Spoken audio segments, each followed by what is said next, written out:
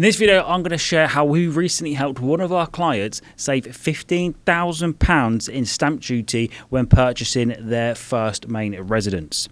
Make sure you stick around to the end so you fully understand the case study, learn from what they did wrong when initially purchasing properties, and ultimately how we achieve this saving for our client.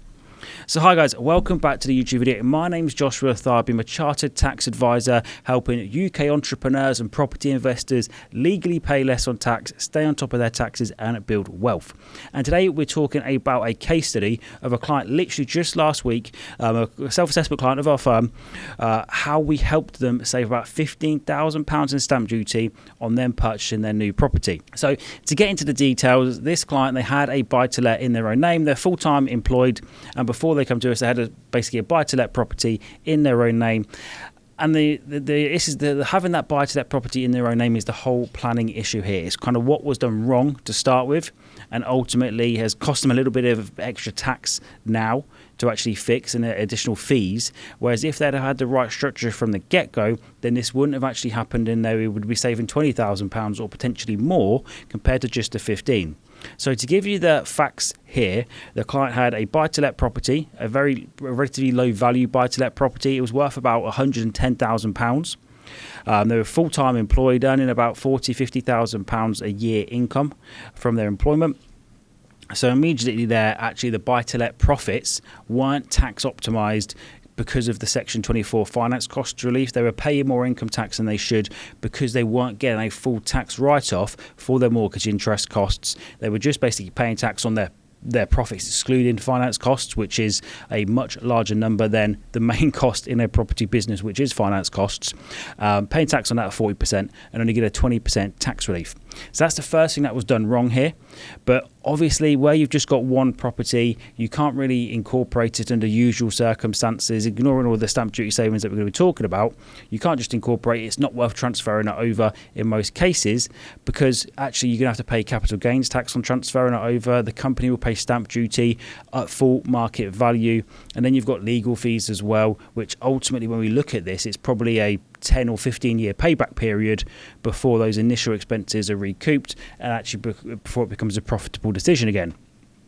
But in this client's case, because they were looking at purchasing their new main residence, they actually didn't have a main residence at this present moment in time. They had just one buy-to-let property in their own name for £110,000. They were looking at purchasing a property, I think it's about £300,000 or £400,000 as their new main residence. But actually the way the stamp duty works in these cases is if you've already got an existing property, when you buy this new property, then you pay the additional rate of stamp duty on that second property. And because of the value discrepancy, one being a low value buy-to-let, one being a relatively high value main residence, the amount of stamp duty payable was a lot more. I think in the numbers here, we had about £20,000 worth of stamp duty would be payable on that property purchase if they purchased it, keeping that buy-to-let property in their own name.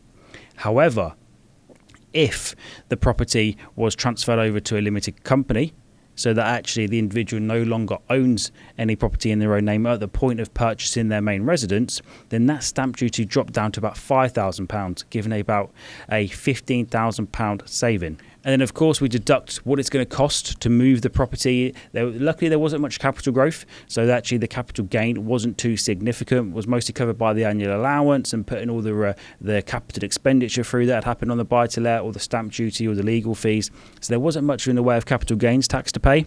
But of course, the limited company pays stamp duty when it purchases the property. So that was about £5,000 overall, bringing a net tax saving of somewhere around £10,000 by restructuring the properties, putting the property into the limited company, having no properties in the personal name. And then actually now this is going to generate more tax benefits because the property income has the mortgage interest fully tax deductible, which means that profits can accumulate faster, lower rates of corporation tax, and there's a good structure set up moving forward for further reinvestment and further acquisitions of properties. So here we have it, guys. The main takeaway here is get the right structure from day one. If you are looking at some point in the future buying a large value residential property, you don't really want any buy-to-lets in your own name. However, if you already own your own forever home, well, actually the way the quirk in the tax stamp duty law is actually if you replace your main residence, then you can get the relief. You don't have to pay the higher rates. but it all depends on your circumstances. So before you purchase investment properties, before you purchase your main residence, unless you're literally just buying it, main residence, not doing any investment properties, then you need to get tax advice. If you want to work with me, click that link below and you can book a consultation or a discovery call to run through our accountancy services and how we can help. Otherwise, I look forward to seeing you in the next video. Bye for now, guys.